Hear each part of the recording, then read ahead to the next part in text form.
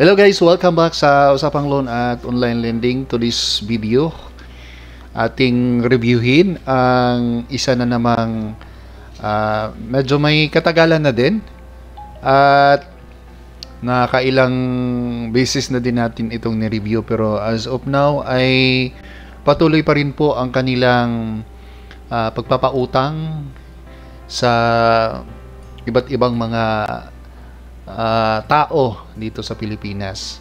So, ang tinutukoy ko po walang iba kundi ang Piso Cash. So, kayo po ba ay mayroon ng idea kung ano ang mayroon dito kay Piso Cash? So, kilalanin natin ang Piso Cash at kailangan natin siyang reviewing uli based na sa limang factors na tinitingnan natin ngayon sa bago nating way para mag-review ng isang online lending app. Ano ba yung limang factors? Dati kasi 3 lang, ngayon 5 na. Dapat rehistrado sa Securities and Exchange Commission, yan yung number 1. Number 2, dapat hindi po loan shark. Number 3, dapat hindi po nag-violate ng data privacy. Number 4, dapat po yung description nila sa Play Store ay tugma doon sa mangyayari sa computation ng inyong loan. At panglima, dapat ang mga ex-borrowers nila, yung mga umutang na sa kanila, dapat po ang binigay nilang feedback sa Piso Cash ay positibo, hindi po negatibo. So, bago natin ipagpatuloy, inanyayahan muna namin kayong mag-subscribe sa Usapang Loan at Online Lending para palagi kayong updated sa mga bagong review namin sa iba't ibang online lending app na ngayon ay dinidiscourage talaga namin sa lahat na huwag pong umutang dito sa mga online lending app dahil hindi po talaga ito nakakatulong. So, mayroon po tayong recommended na pamaraan para pwede kayong umutang sa maliit na interest at tutulungan pa kayo para umangat yung buhay ninyo. Sa online lending app kasi, wala. Pera-pera lang ang dito. Kailangan, sila lang ang kumikita at tayo po ang nagiging kawawa. So, balikan na natin ang 5 factor. Let's start factor number 1. Si Piso Cash ba ay rehistrado sa Securities and Exchange Commission? Kung napapansin nyo po, si Piso Cash ay under po kay MyLoan Lending Investors Incorporated. Ito po yung mother company or ang lending company kung saan siya ang namamahala sa online lending app na ito. So, titingnan natin si MyLoan Lending Investors Incorporated kung rehistrado sila sa Securities and Exchange Commission. Puntahan natin ang website ni SEC or Securities and Exchange Commission, ang sec.gov.ph. Nandito po sa number 59, MyLoan Investors Incorporated. Yan. Ang kanilang app po ay Piso Cash. So, 2019 po nag-grant yung kanilang registration ng Securities and Exchange Commission. So, mula 2019 hanggang ngayon, sa rehistrado po ang MyLoan Lending Investors Incorporated kung saan siya yung namamahala dito kay Piso Cash. So, big check po tayo sa factor number 1. How about factor number 2? Ang factor number 2, dapat po ang isang online lending app ay hindi po loan shark. So, ano ba ang nabalitaan ninyo? Ano ba ang idea? Kung mayroon man kayong idea or nasubukan nyo na, i-comment nyo po sa ating comment section dyan sa baba para na-share nyo din sa iba yung mga experience nyo po with regards to Piso Cash. So, mula noon hanggang ngayon, ang feedback po mula po sa ating mga followers dito, ang Piso Cash ay isa po sa mga loan shark na online lending app. Pag sinabing loan shark, asahan nyo po na malaki ang processing fee at mataas ang interest. So, kung mayroon man silang binibigay na promo na 0% interest, yan po yung first loan at 7 days lang po yan. Kung hindi nyo po maibabalik within 7 days, automatic po magkaka-interest po yung mga yan. So, ang Piso Cash ay considered loan shark po, kaya exposed siya dito sa factor number 2. How about factor number 3? Nag-violate ba ng data privacy ang PisoCash? Ang sagot po dyan, ang sagot ng mga kababayan natin, yes na yes. Gumagamit po si PisoCash ng third-party collectors kung saan yung third-party collector na yon, separate entity po yan. At ang trabaho lamang nila ay maniningil at wala po silang, hindi po sila magkasama sa isang opisina. Magkaiba po yung third-party na collector. Taga-kolekta lang talaga yan sila at tumatanggap yan sila ng mga customers like mga lending financial institution kung saan may ipapasingil sa kanila, tinatanggap po nila yan at malaki po ang bayad niyan at may commission pa sila. Kaya yung mga third party collectors, wala silang pakialam kung sino ka, anong status mo sa buhay, importante magbayad ka sa kanila. Basta may utang po kayo, gagawin po nila ang lahat para po ikaw ay pwersahing magbayad sa ayaw at sa gusto mo. At sa pagkakataong yan, mayroon po silang 4 na madalas nilang ginagawa pag ikaw po ay hindi nagbabayad sa iyong utang. Ano ba yung 4 na yon? Nananakot po ang mga third party collector, nang haharas po sila, nang babanta po sila at namamahiya. Tatakutin nila kayo pag hindi kayo magbayad, ang dami nilang gagawin sa inyo at tuloy-tuloy po yung panghaharas nila hanggat hindi ka magbabayad sa kanila.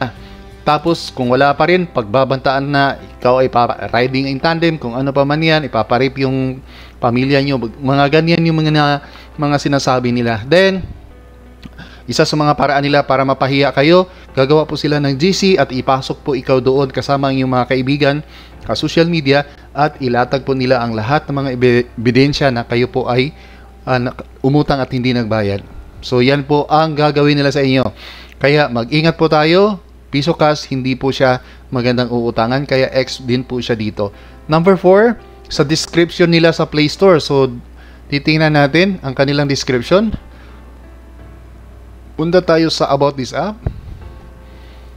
So dito, nakalagay dito na pwede kang umutang ng 1,500 hanggang 8,000 with 120 days, 150 days, or 210 days na repayment period. Pero yung mga nakalagay po dyan, hindi po yan totoo. 7 days lang at saka 14 days ang term na pinapairal ng PisoCash. Kaya huwag kayong maniwala, ang dami na pong nadali dito, ang dami na pong nabiktima, ang dami na pong na-scam. Hindi po totoo. APR nila 18.25% per year, 0.05% per day. Hindi rin po yan totoo. Hindi yan totoo. Malayo po yan sa katotohanan. Yung service fee na 0%, kung nag-promo lang po sila. Pero kung hindi, walang promo, mayroon po silang halos kalahati na processing fee. Kaya huwag kayong maniwala dito sa mga sinasabi nila sa kanilang app or description nila sa Play Store. So, X din po sa factor number 4. Kumusta naman yung factor number 5? Ang factor number 5, magbabasa po tayo ng mga review o feedback mula sa kanila. Kasalukuyan pong nakakuha po sila ng 4.4 star ratings out of 150,000 plus reviews. Ayan, mayroong mga 1 star. Malimit 1 star ang binibigay nila. Magbasa lang tayo ng isa. Kayo na po ang bahalang magbasa ng iba pang mga feedback dito. Sabi dito ni GMA Tivdas, I didn't really plan to get the loan. I just wanted to check my credit limit. But once I went through the process, it automatically sent the loan to my chosen withdrawal app without confirmation or withdrawal button. I was shocked. The repayment period is so short and the interest is insanely high. Please don't use this loan app if you can. Save yourself. Tama yung sinasabi natin na hindi po tugma, hindi po totoo yung nakalagay doon sa kanilang description sa app dito sa Play Store. Napakalayo po.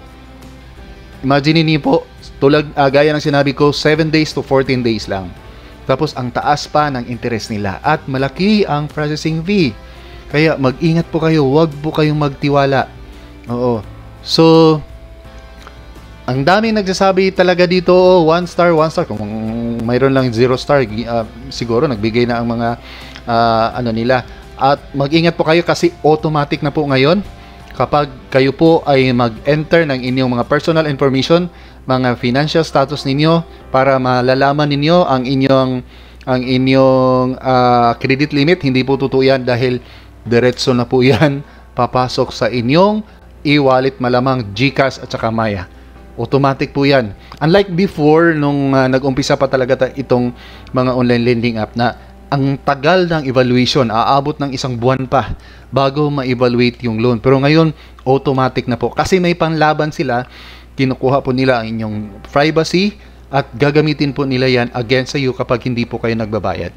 Kaya puwersahin nila kayo dahil hawak nila ang inyong mga personal information at sa pananakot nila, ipopost kayo sa social media.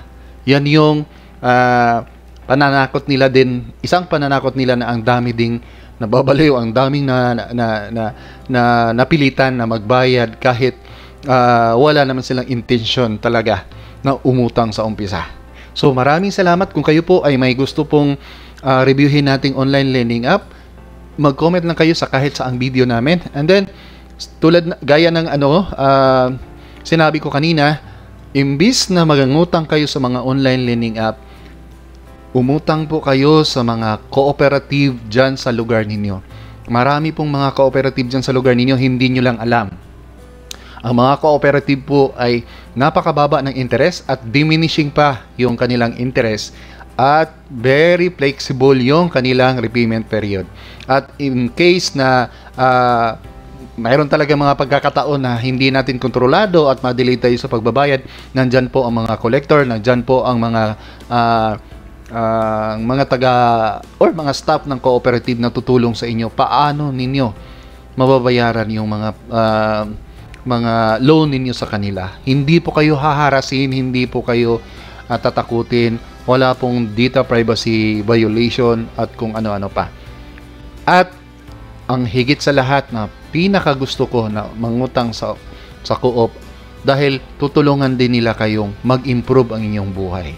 Tutulungan nila kayong makapag-ipon, tutulungan kayong magiging ready in case of emergency na hindi na po aasa palagi sa utang. At kung mayroon pong mga hindi magandang pangyayari, nandyan din po ang cooperative na nag-offer ng mga insurances na napakababa ang bayarin. Pero yung benefits at saka coverage po ang laki at makakatulong talaga sa inyo. So, mayroon po tayong mobile app kung saan makikita ninyo ang mga cooperative dyan sa lugar ninyo. I-search nyo lang yung mga co-op na available. Pwede nyo gamitin yung city, pwede nyo gamitin yung zip code, pwede din province. Pwede nyo pong i-search doon at makikita nyo po kung anong co-op ang makikita ninyo po sa inyong lugar. So, i-download nyo po ang MNP Your Co-op Guide mobile app. Ilalagay namin ang link sa description ng video nito. So, again, to summarize, ang Piso Cash ay hindi po magandang utangan dahil po although rehistrado sila sa Securities and Exchange Commission, hindi naman loan shark naman po sila at nag-violate sila ng data privacy. Hindi tugma yung kanilang description sa Play Store at wala din pong positibong feedback mula sa LX borrower nila. So, overall, hindi namin rekomendado si Piso Cash because wag nyo pong lapitan, wag nyo pong subukan kung ayaw nyo pong masira ang inyong financial status or inyong mga finances at hindi kayo magkakaroon ng financial crisis. So, sundin nyo lang po, maghanap po kayo ng cooperative dyan sa lugar ninyo at doon po kayo mag-loan. Kailangan nyo lang umattend ng seminar and then magpa-member kayo. Sigurado po maraming benepisyo ang inyong makukuha. Maraming salamat, hanggang sa muli. Paalam po.